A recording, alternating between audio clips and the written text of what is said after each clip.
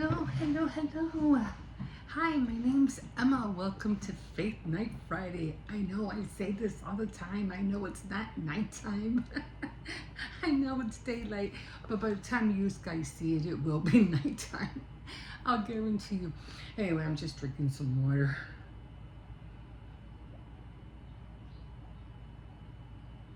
Thought it was colder. I probably got it out of the faucet and not from the reservoir. Anyway, welcome to my show tonight, and we are on. I've been doing this for a while already, so if this is your first time here, welcome. And all I do is read stories from the Bible, and I like to see, the outcome of what it wants to share with me. I don't debate about the word. I don't throw scriptures at anybody, or you should do this, or the word says you should do that. I'm not about that. I don't like to argue about anything and anything like that. I just read the word because I'm learning myself, okay? Okay, so right now we are on First Kings,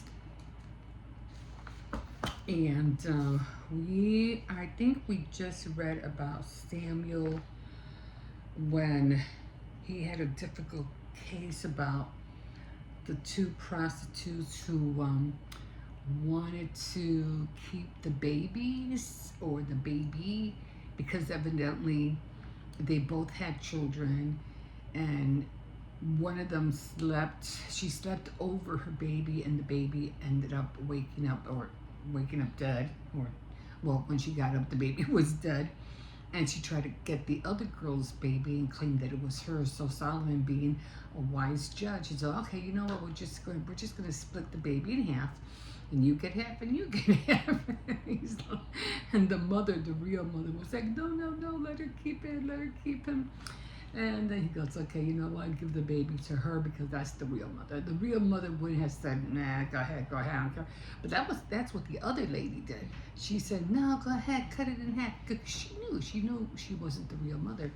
So being as wise as Solomon was, because that's what he asked for when he said, you had given my father David, he was always like, always was true to your word, and you blessed him so much, and I don't even know how to compete with that, or to do everything that David, that my father did, but I'm willing to do whatever it takes to continue what he has done. And he asked him to bless him in that area. He goes, well, ask me anything and I'll give it to you. And he goes, yeah, I just pray for wisdom. Just give me wisdom. He goes, you know what? Not only am I going to give you wisdom, you could have asked for anything else. You could have been for riches, to be the famous person, in that generation or time in the world, but you didn't. All you did was ask for wisdom. But not only am I going to give you that, I'm going to give you more than that. So he did make him very wise, and he also blessed him with riches and cattle and all of that. But that was great at that time. He gave it to him. So that's where we're at right now. Of course, his brothers did die. Solomon was killed, and because he avenged his sister because of his other brother raped his sister. It was a whole thing. You would have to go back and, towards the ending of Samuel to find out what happened. I have an itch on my arm. Okay, so let's jump in. We are on chapter 4. And I was reading this chapter, yes or no? I was like, no, not more names. I'm telling you. Take your kids to church. Find out how to say those names because they are killing me. I'm like, oh. But, they have to be right. So, when in the beginning in Genesis, and, it goes, oh, and so begot so-and-so, and so-and-so begot this person begot, oh my God. I'm like, but you know what? At the end of the day, I want to learn them all. So if I have to go through them 3, 4, 6 times a year, I will. I will until I get them down right. Okay, so we are on Solomon's official. So, of course, he's king now and he runs and rules everything. So, Solomon, king of Israel, we are on First Kings chapter 4. So, Solomon was king of all Israel, and these were his high official. The priest Azariah, son of Zadok, the court secretaries were Elihoreph,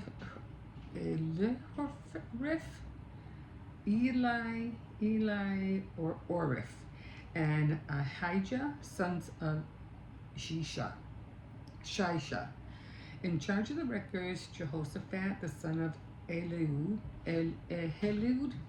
commander of the army, Benaniah, son of Jehoiada, priest Zadok and Abiathar, chief was of the district governors, Azariah, son of Nathan, royal advisor, the priest Sabad, son of Nathan, in charge of the palace servants, Issachar, in charge of the forced labor, Adariam, son of Abidah. Solomon appointed 12 men as district governors in Israel. They were to provide food from their districts for the king and his household, each man being responsible for 1 month out of the year.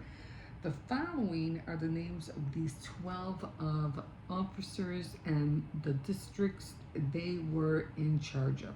Ben-Ur, the hill country of Ephraim. Ben-Dekur, the city of Makkah. Shelbin, Beth Shemesh, Elan, and Beth Hanan. Bisheset, the city of Gurabeth and Sokoth, and the territory of Hefer. Benadab, who was married to Solomon's daughter Taphath, the whole region of Dor, but Benaiah, son of Eliu, the cities of Tananiak, Megiddo, and all the regions near Beth Sheen, near the town of Zarethan, south of town of Jezreel, as far as the city of Abel Meholia, and the city of Jokmeam. Ben-Geber, the city of Ramoth in Gilead, and the villages in Gilead belonging to the clan of Jair, and descendants of Manasseh, and the region of Argob and Bashan, 60 large towns in all, fortified with walls and with bronze bars on the gates. Abinadab, son of Ado, the district of Mahenium, Ahimaaz, who was married to Basemath, another Solomon's daughter, the territory of Nephtali. Benaiah, son of Hushai, the region of Ashur and the town of Bealoth. Jehoshaphat, son of Peru, the territory of Issachar. Shimei, son of Elah, the territory of Benjamin. Geber, son of Uri, the region of Gilad, which had been ruled by King Sihon of the Amorites and King Og of Bashan. Besides these 12, there were one governor over the whole land. Solomon's prosperous reign. The people of Judah and Israel were as numerous as the grains of the sand and the seashores. They ate, drank, and were happy. Solomon's kingdom included all the nations from the Euphrates rivers to Philistia and the Egyptian border. They paid him taxes and were subject to him all his life. The supplies Solomon needed each day were 150 bushels of fine flour and 300 bushels of meal, 10 stall fed cattle, 20 pasture fed cattle, I don't know the difference, and 100 sheep besides deer, gazelles, rosebucks, and poultry. Solomon ruled over all the land west of the Euphrates River from Tifisha on the Euphrates as far as west as the city of Gaza. All the kings west of the Euphrates were subject to him, and he was at peace with all the neighboring countries. As long as he lived, the people throughout Judah and Israel lived in safety, each family with its own grapevines and fig trees. So they were all well off. Like, they had everything they needed. And these people, they didn't live in fear. Now, you have to remember back earlier, you know, they were always fighting for territory.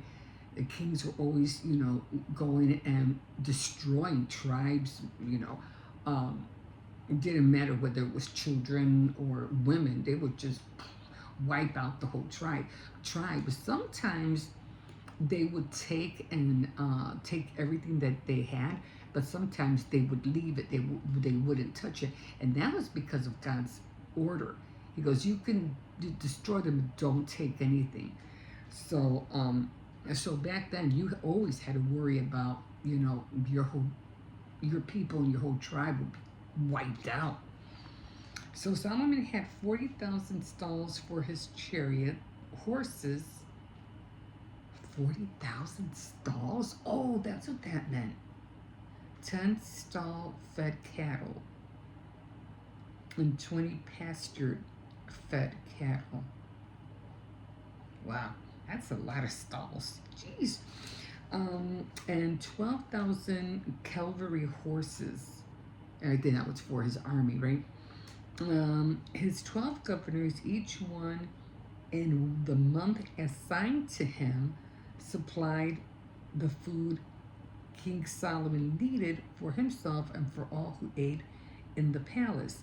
They always supplied everything needed. Each governor also supplied his share of barley and straw where it was needed for the chariot horses and the work animals. God gave Solomon unusual wisdom and insight and knowledge to great measures. To great measures. Solomon was wiser than the wise men of the East or the wise men of Egypt. He was the wisest of all men, wiser than Ethan and Zerahite and Heman, Calcul, and Darda, the son of Maha, and his fame spread throughout all the neighboring countries. He composed 3,000 proverbs and more than 1,000 songs. He spoke of trees and plants from Lebanon cedars to the hyssop that grows on walls. Hyssop, isn't that like syrup? He talked about the animals, birds, reptiles, and fish. Kings all over the world heard of his wisdom and sent people to listen to him. Yep. But you know what? I see that as a challenge, because I'm always talking about, you know, that's a challenge to any one person, you know, to have to be in charge of so much. So Solomon appointed 12 as district governors of Israel. They were to provide food for their districts for the king and the household. Each man being responsible for 1 month out of the year. So every month it will be a different person, but they had to fulfill their duties of supplying everything that the king needed. So, but and to me that's yeah, that's pretty much challenge, because you don't only have to worry about the king, but you had to worry about, I think everybody else as well. I think I'm not sure, but yeah. So they had governors, they had officials, and governors. And these days we have officials and they're doing a crappy job. If you ask me. They're not doing a very good job, especially in the schools. So many officials, and I don't see nothing progressing. Anyway, that's it for, they even have a little picture, a little diagram there. You wanna, let's see. And it's cute of all the people working, doing their due diligence, and everybody had all what they needed. And like I said, they weren't afraid. They didn't live in fear. And that's how we should be. We shouldn't live in fear. I know these guys hear about all that's going on, but you know what? I see it this way. Because I know you've got everything that's happening right now with the tariffs, AI, and what the leaders are saying about our country, and and how they're probably all gonna gang up on us, and they're gonna take us down, and blah blah blah. But you know what? And that might be so. That might be true. I do believe that at one point, America is gonna fall. Not not in my time, and I don't believe in your time or in the next. I say, I'm saying, this is hard. I do believe we will be seeing the 30s, the 2030s. I think we'll go as far as the 2040s. Anything after that, it's a guessing game. I won't be around for sure. I know that, but because there's just too many things that have to happen first, and they haven't happened yet. So if you stick to Revelations, if you stick to the word will let you know when things are going to happen. He goes, if you know when it's going to snow, and you know when this is going to happen, then you know when the Son of God is going to come. And that's very true. That's very true. You'll get an inkling. You'll feel it. And like I said, I know, for me anyway, that too many things have to happen yet, and they haven't. Too many discoveries have to be discovered first, and they haven't. We haven't even touched the surface of that. And so many new discoveries are going to happen because of the global warming that we're going through. So many things are going to melt away, and a lot of things are going to surface. A lot of water is going to dry up, and we're going to see like, that's where it was buried. Okay. So there's just so many things that have to happen before things go to that point where the downfall of America will happen, which I do believe will happen. We don't know. All I know is at the end, it'll be the North and the South that are constantly going to be playing tennis or whatever back and forth with the world. So we don't know what's going to happen. But anyway, here's the thing. For me, I don't serve a president, okay? I don't serve governors. I don't serve mayors. I don't serve any of that. I serve a living, powerful king, and his name is Jesus. That's who I serve. So am I worried? No. And why should you? If you know who your king is, why are you worried about anything? If God said that he'll take care of the sparrows, clothe them and feed them, how much more wouldn't he take care of you? So I am not worried at all, guys. No. But I will continue to pray for my family. And I will continue to pray. Oh, here's another thing too. A lot of people think that once family members die, that in heaven they can pray for their loved ones down here. No, sir. Nope. If their prayers, if you didn't pray here and now, they cannot pray for you when they're up there. If you're gonna pray, why would they have to? It's like, I don't know how to put this, but it would be like me trying to communicate with somebody who is sitting right in front of me. Like me trying to text somebody and you're right there.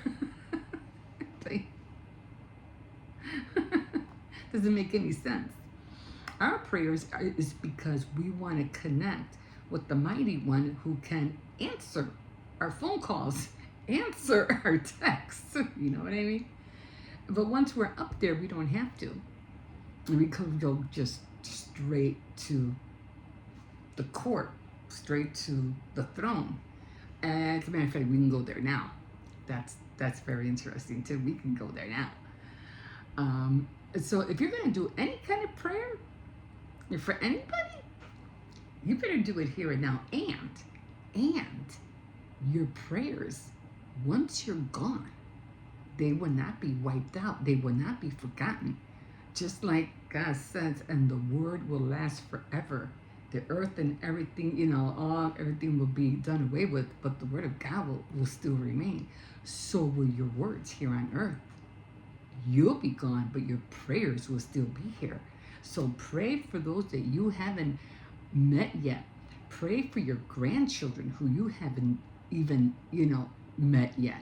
So, because if you pray for your great-grandchildren or the generations to come after you're gone, they are still going to be blessed because you already prayed for them. And those prayers are going to be stuck here on earth for them. So don't forget that. Pray for your grandchildren. Pray for the children who are not even here yet. And pray for your great-great-grandchildren as well. So don't forget that if you're going to pray hard and pray now. So just to let you know, once they're in heaven, they can't pray anymore. Don't say, oh, I want to have somebody praying for us from heaven. No, they ain't gonna. It ain't gonna happen. So that's not true. Okay, so another thing, let me see. What did I want? Oh, I was thinking about something. And I said no. But because I got veered off, and I said, you know what? I have to read this to them. Because I think this is more important than what I was going to talk to you about. But let's find out first what the 1 Kings 4 has to say. This is the commentary. Okay, so as you know, we were reading all the names and all the officials and all the governors who were supposed to take care of everything for their month. Okay, so Samuel, and of course how wise King Solomon was. Okay, so Samuel's dire prediction came true. For Solomon did a great deal of taking. He divided the nation into 12 districts, each with a governor, and required each district to supply provisions for the royal household once a year. When you read the daily menu, you can see how difficult meeting those requirements must have been for the people. Verses 20 describes a prosperous people, but not a spiritual people. I didn't catch that. There's a big difference. There's a big difference. But not a spiritual people. Peace and prosperity does not always breed nobility of character, and rejoicing without responsibility is the way to ruin. As for Solomon's horses, read Deuteronomy. Okay, Jesus Christ is greater than Solomon in wisdom and wealth. And the bounty he shares with his people He does not, and the bounty he shares with his people, he does not promise you a life of eat, drink, and be merry, but he does promise to meet all your needs and never forsakes you. One day you shall share his heavenly home and live with him forever. That's so true. I mean, we all think life is just about eating and drinking and being happy and no. But it's not really that way. And I just thinking about that, he's more interested in fulfilling our needs, and even in when we're here, and we all want to do that. We want to eat, we want to drink, we want to be happy hour, go with friends, have a laugh and everything. But at the end of the day, are you being responsible to work on the things that you need? Because sometimes all that eating and drinking and blah blah blah could be your downfall for not you doing what you're supposed to do. Okay, but not that God didn't want you to be happy. He does. He wants you to be happy. He wants you to be merry, but not at the stake of you not getting the things that you need to live on. That's more important, in other words. Okay, so I'm going to read that again. And then, of course, we will share all that, when our time comes. And we'll see the whole scope of everything, Okay, so I am in Job. And although I'm reading Kings with you here, but I am on my personal devotionals, I am on Job. And I've never read Job the way I'm reading it today. I mean, I've read a little bit, but not the whole thing. And I'm like, as you know, Job had his whole family taken away from him, all his riches, all his, him thinking that, he was the righteous of all and God. And even though Satan said, "Oh, you think your Job is that good, that he never sinned, he's so righteous? Well, let me put him to a test. Let me show you what would happen if I took away this. What would happen if I took away that?" And God said, "Well, you can do whatever you want, just don't touch him." He goes, I know my Job, okay? I know what he can handle, what he can't handle. I know what I shared with him, what I didn't share with him. So he's like, go ahead. Let's see what you can do. But you're going to lose. You're going to lose. And I'm reading this and I'm like, Job has these friends. I think it's 3 friends or something like that. And they're like, "Oh, you're trying to complain to God. You're trying to say why he's doing this to you. You haven't done anything." And instead of them, well, they do kind of encourage him, but instead of encouraging him, they're like, no, you must have done something wrong for this to have happened. And Job is like, "No, I didn't do anything. Why is this happening to me?" And Job doesn't feel like it's right. He doesn't feel like it's fair. And he's trying to take, the matter to court, and back in that day, we didn't have Jesus yet. So he literally had to be his own lawyer, his own, what do you call it when they do their own defense? He had to be his own lawyer. So he was trying to really hard to tell, his friends, no, something has to come of this because I haven't done anything wrong. And his friends are like, "Well, you must have done something, otherwise this would not have happened." Okay, so that's the whole story about Job. And I can't wait to find out what God says to him or what Job says to him at the end, because I have no clue. I'm reading going through this just like you are. But if you want to go ahead and if you know about Job, hey, throw me down a comment. I want to know. But anyway, I was reading something. I go, you know what? They need to hear this. They need to hear this. And I thought this was very interesting because a lot of people are always saying, how do I know God's talking to me? How can I hear him? How do I know it's him? And a lot of people are always like, they don't know.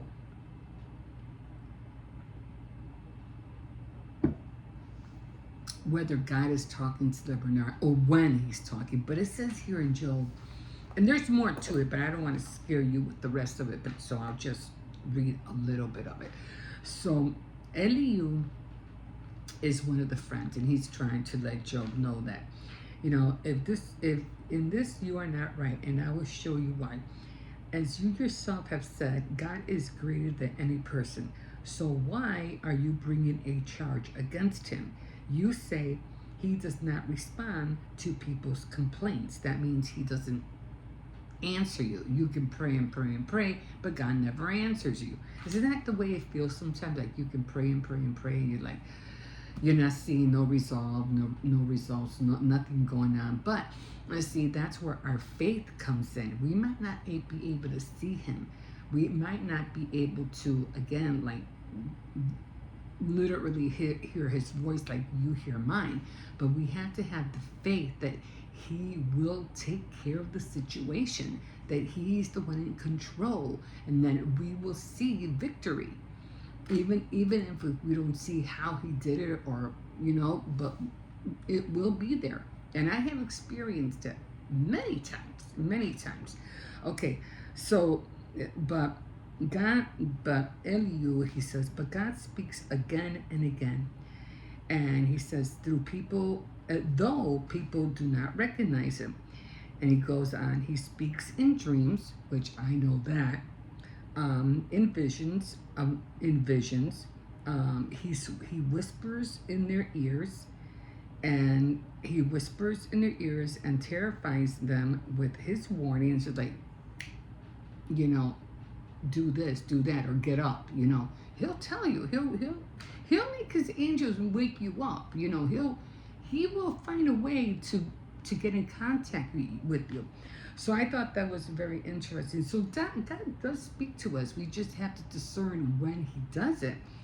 And let me see, but I thought that was, like I said, especially in dreams, because I remember, I think I've said this story years ago, that I don't know, this little girl got me so upset in one of my dreams, and I was like really mad. I don't know what I said to her. I don't know what it was, but I was like, oh, she was gonna go tell her mom, and then her mom was like, oh, now her mom's gonna come, and they're saying, oh, her mom is really bad, she's gonna beat you to a pulp and all that. And I'm like, oh shoot, what did I get myself into? And I was scared. I was really scared, and it just felt so real. Like I was like, oh my God, how am I gonna get out of this? I didn't even mean it. It's just the little girl was just being, I don't know, and now she just got me so mad. And I said, God, you gotta get me out of this. You gotta get me out of this thing. God, please. I don't know how. I don't like confrontation. I'm not into that.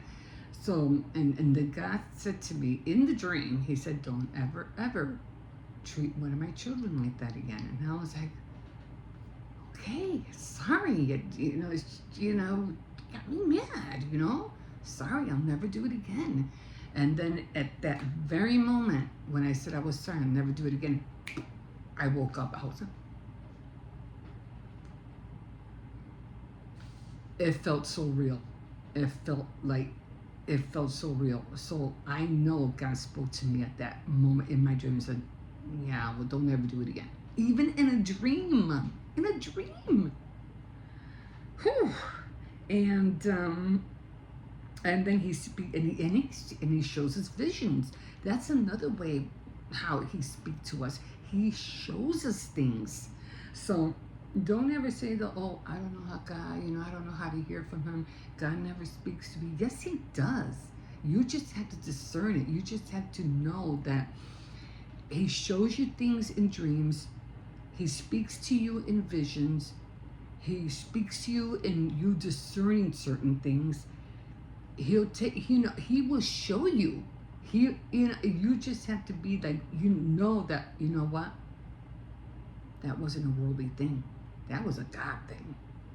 And you're going to know the difference. You're going to know the difference.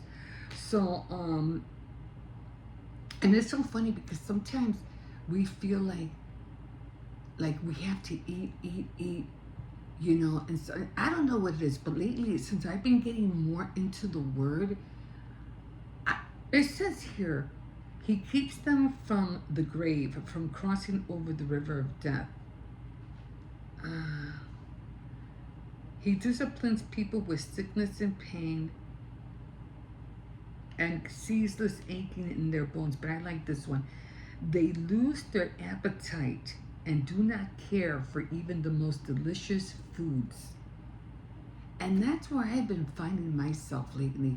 Like, I think back when I was earlier, man, I wanted to eat all the bologna sandwiches, all the Fruit Loops, all the candy, all the sweet stuff, the cakes and everything, and all that pizzas. And now,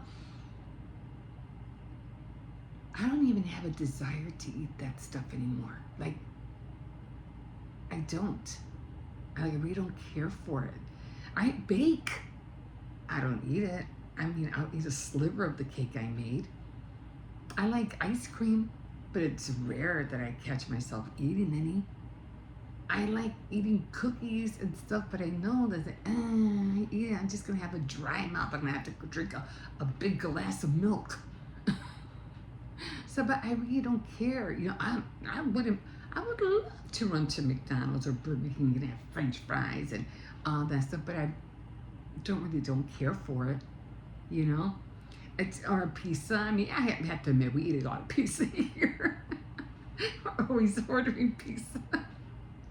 And I can tell you the truth, I like it, but my body doesn't like it. I used to eat like, what, 5, 6 slices? Now I could only eat like maybe a slice and a half, you know? So it's like your desire for food is like almost like gone. It's like gone. It's like feed yourself the bread of life instead of the bread from the world, because it's not filling. It's not filling enough. This is. Okay? But anyway, I wanted to share that with you. Another thing I wanted to share with you, and that was the power of God. And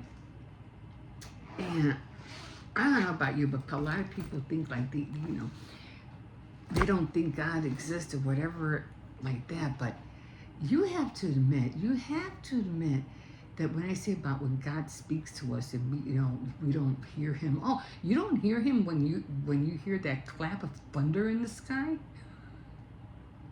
When a storm comes, you know it's him. You know a storm, that's him.